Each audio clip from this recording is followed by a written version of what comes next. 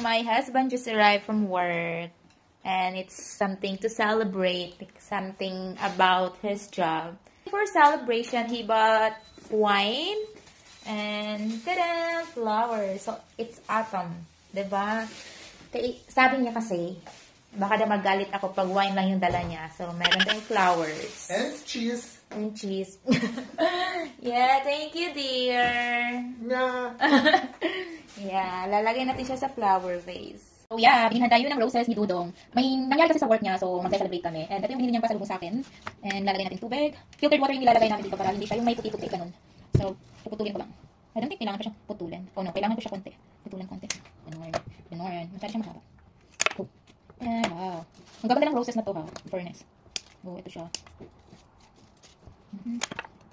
Yan. Ganda. Oh, I love it.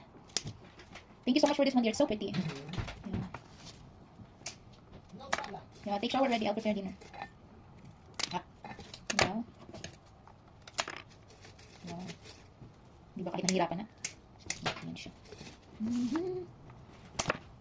We have something to celebrate because of his work. So, ayan. Ganda. Sobrang ganda ng ano, flowers na to. Ayan. Wow. Sobrang ganda.